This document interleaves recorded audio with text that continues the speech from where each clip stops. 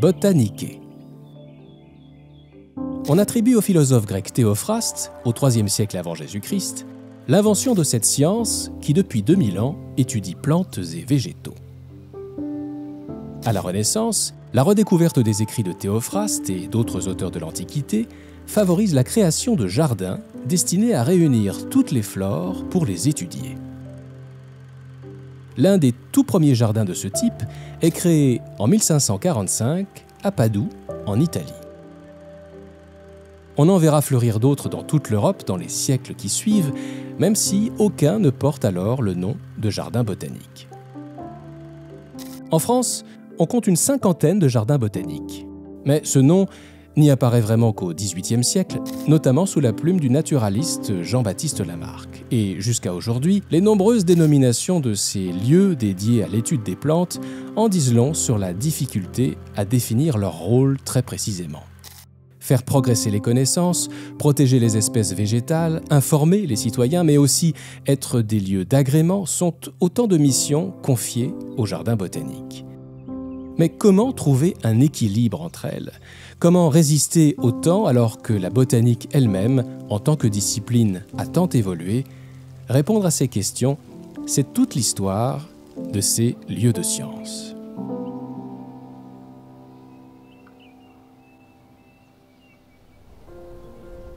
Le premier jardin botanique français est né à Montpellier à la fin du XVIe siècle. En 1593, Henri IV confie à Pierre Richer de Belleval, professeur d'anatomie et de botanique, la création d'un Hortus Regius Montpelliensis. Le but ? Doter la faculté de médecine de Montpellier d'un jardin de démonstration de plantes médicinales.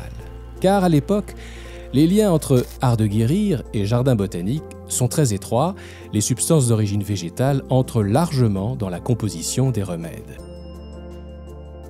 C'est aussi pour former de futurs soignants et apothicaires que, quelques années plus tard, à la demande de l'un de ses médecins, le roi Louis XIII ordonnera la création du Jardin royal des plantes médicinales, connu aujourd'hui sous le nom de Jardin des plantes. Au Jardin de Montpellier, comme à celui de Paris, de nombreux savants viendront étudier pour comprendre l'origine des plantes et leur évolution. La partie la plus ancienne reproduit l'idée pédagogique de Pierre Richer de Belleval. Le côté 17e, 18e, c'est les écoles systématiques comme on aimait le faire à l'époque, c'est-à-dire la présentation des plantes selon un système de classification. Et dans la partie nord, on a d'une part un arboretum, donc un endroit où il y a des arbres, et puis également une serre de succulentes, et puis un jardin anglais dans lequel il y a un bassin avec des célèbres lotus d'Inde qui font partie des plantes emblématiques de ce jardin.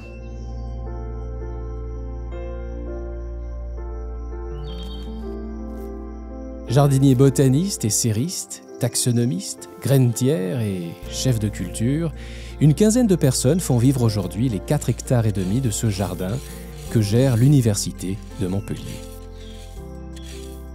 Comme beaucoup d'autres jardins botaniques, riches d'une très longue histoire, le Jardin des plantes de Montpellier emprunte aujourd'hui une voie médiane entre pédagogie, patrimoine et culture. La voie choisie par le Jardin botanique de Nancy est un peu différente. Héritier d'un premier jardin créé au début du XVIIIe siècle à Pont-à-Mousson, le Jardin botanique Jean-Marie Pelt, du nom de ce biologiste et grand vulgarisateur scientifique, est aujourd'hui rattaché à l'Université de Lorraine et à la métropole du Grand Nancy. Il est installé au cœur d'un écosystème d'enseignement et de recherche, école forestière française, école d'agronomie, école de pharmacie ou encore faculté de médecine. Ici, à Nancy, on est une grande université liée à l'écologie et la biodiversité végétale. Eh bien, tous les collègues autour, universitaires, viennent chez nous. Ils ont besoin de matériel pour étudier les fougères, pour étudier des molécules. À chaque fois qu'ils ont besoin de ressources moléculaires ou génétiques ou biochimiques, eh bien, ils savent qu'on est à côté. Une soixantaine de personnes s'occupent de ces 35 hectares aux 12 000 plantes différentes où l'on trouve prairies, serres, vergers, jardin japonais et même une chapelle du XIXe siècle. Mais en plus de ce jardin situé en plaine, il existe un autre site. Aménagé à la fin des années 60 à 1250 mètres d'altitude, le jardin du Haut-Chitelet réunit 2500 plantes de montagne réparties sur une quinzaine d'hectares. L'une de ses originalités, c'est sa tourbière. Une tourbière, en fait, c'est une accumulation de matière organique. Donc ça s'est fait sur des milliers et des milliers d'années. En l'occurrence, celle-ci, pour la former, il a fallu 10 000 ans. Lors des dernières glaciations, il faut s'imaginer ici qu'il y avait des mètres et des mètres de glace. Et puis lorsque la glace a fondu, eh bien la végétation a repris ses droits et la matière organique s'est accumulée. Ici, un chercheur de l'université de Lorraine a mesuré il y a un peu plus d'1,20 m. Donc il a fallu 10 000 ans pour accumuler 1,20 m de tourbe dans lequel on peut observer des pollens et tout un tas de choses. Donc c'est vraiment un lieu déjà original d'offrir une tourbière dans un jardin botanique, et c'est également un lieu qui sert à la recherche scientifique sur l'évolution des climats depuis les dernières glaciations. Ce lien avec la recherche scientifique, tous les jardins botaniques ne sont pas parvenus, comme celui de Nancy, à le conserver. Dans la deuxième partie du XXe siècle, avec les progrès de la biologie végétale et le développement de nouvelles techniques basées sur l'ADN, la recherche fondamentale botanique ne se fait plus dans les jardins. Beaucoup entrent en déshérence et deviennent de simples espaces verts. C'est dans ce contexte, et comme en réaction, que dans les années 70, à Brest, s'invente un jardin d'un genre nouveau. Son objectif n'est pas tant de collectionner que de protéger les végétaux. On doit cette initiative à un passionné, Jean-Yves Le Souef. Avec l'association Bretagne Vivante, ce pépiniériste de formation réussit à convaincre les acteurs politiques locaux de créer dans le vallon du Stangalar un lieu qui ferait pour les plantes ce que d'autres ont fait pour les animaux en voie de disparition. Ce conservatoire botanique sort de terre en 1975 et devient le premier établissement au monde entièrement consacré au sauvetage des espèces végétales menacées. L'initiative fera école. En 1988, un décret institue les conservatoires botaniques nationaux. 12 conservatoires botaniques seront ainsi créés. C'est sur un jardin de 30 hectares que le CBN de Brest accueille ces plantes. Le jardin il est structuré en plusieurs zones géographiques dans lesquelles on présente au public les enjeux de conservation au niveau mondial. Donc on a une grande zone asiatique, une zone méditerranéenne, une zone océanienne dédiée à la flore notamment d'Australie et de Nouvelle-Zélande et une zone américaine. Mais l'action du CBN de Brest déborde le jardin botanique. C'est dans une grande partie de l'Ouest français que s'étend son action d'observation et de conservation de populations d'espèces végétales in situ, directement sur le terrain.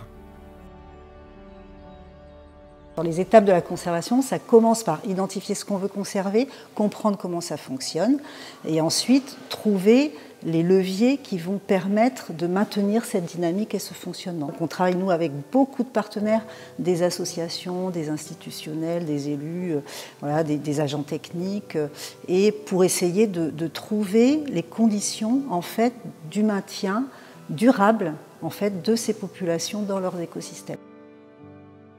Parmi ces partenaires, il y a aussi des agriculteurs et éleveurs locaux. Depuis quelques années, Élise Laurent, chargée d'études au CBN, travaille avec l'un d'entre eux, Jean-François Glinec. Tous deux participent à un programme de recherche de l'INRAE sur la qualité des fourrages des prairies à flore naturelle. Ces prairies, des milieux d'une très grande biodiversité, sont particulièrement en danger aujourd'hui. Élise Laurent identifie les types d'espèces que l'on trouve dans les fourrages de l'exploitation de Jean-François Glinec, y prélève des échantillons, les conditionne et les envoie à l'équipe d'INRAE pour analyser notamment la valeur nutritive de ces fourrages. Cette idée d'une connaissance utile, concrète, apportée aux acteurs et aux décideurs locaux s'incarne dans un outil mis en place par les CBN, la cartographie. Un outil cartographique, c'est ce qui va permettre à une collectivité locale de comprendre son territoire, de voir où sont les enjeux, mais c'est ce qui va permettre aussi à un gestionnaire d'espaces naturels de comprendre comment la dynamique de la végétation va fonctionner sur son territoire. Ces données, ce n'est pas de la donnée pour de la donnée, c'est de la donnée pour la transformer en connaissances utiles sur le terrain, quelles que soient les échelles. Assumer un rôle de défense de la biodiversité, en complémentarité des CBN, c'est le chemin que prennent certains jardins botaniques. L'un d'eux se situe dans les Alpes, au col du Lautaret, à 2058 mètres d'altitude. Le jardin du Lautaret est le fruit de l'opiniâtreté d'un professeur de botanique de l'Université de Grenoble, Jean-Paul Lachmann, et de son successeur, Marcel Mirande. En 1899, un premier jardin est créé. Mais après la Première Guerre mondiale, la construction d'une route qui doit passer en plein milieu du jardin semble devoir déjà mettre un terme à son histoire. Heureusement, grâce au soutien du Touring Club de France et de la compagnie ferroviaire PLM, le nouveau jardin du Lautaret est déplacé. Il sera inauguré sur son site actuel en août 1919. Tout au long de son histoire, le jardin du Lautaret, malgré de nombreux épisodes difficiles comme celui-ci, a apporté sa contribution à la science et à la conservation des plantes rares. À l'exemple du chardon bleu, qui fait aujourd'hui l'objet d'un programme de préservation à grande échelle. Il y en a de moins en moins parce que les pratiques ont changé, les pratiques agricoles ont beaucoup changé. Et en particulier, on a beaucoup diminué la fauche des prairies au profit du pâturage, ou carrément à l'abandon des parcelles. Comment les milieux naturels répondent-ils au changement d'utilisation des terres et aux évolutions du climat? C'est pour le comprendre que le jardin, qui dépend aujourd'hui de l'Université de Grenoble et du CNRS, met à la disposition des scientifiques venus de France et du monde entier un laboratoire et de nombreux instruments de mesure qui leur permettent de prendre le pouls de la biodiversité. Par exemple ici, cet appareil il sert à capturer donc, toutes les particules atmosphériques, qui sert à étudier en particulier la pollution atmosphérique, et en particulier celle liée à l'azote. Alors ça fait plusieurs années que c'est en place, et donc il y a un suivi au long cours qui est effectué par des laboratoires de Grenoble. Effectivement, ça c'est un autre appareil. Celui-là c'est un appareil photo fixe pour faire un suivi à la fois du glacier, donc qui prend des images à intervalles très réguliers, ainsi que de la végétation du versant opposé. Cette mission de soutien à la recherche s'accompagne d'un travail de pédagogie à destination du plus grand nombre. Chaque année, de juin à septembre, le jardin accueille ainsi plus de 20 000 visiteurs. Ils viennent y admirer les quelques 2000 espèces de plantes qu'on y trouve et, grâce à un nouvel espace d'interprétation, se familiarisent avec les recherches scientifiques faites au jardin. Les jardins botaniques, après un long hiver, connaissent un nouveau printemps. En réponse aux périls qui pèsent sur la biodiversité, ces musées vivants et hybrides redeviennent petit à petit de véritables lieux de science.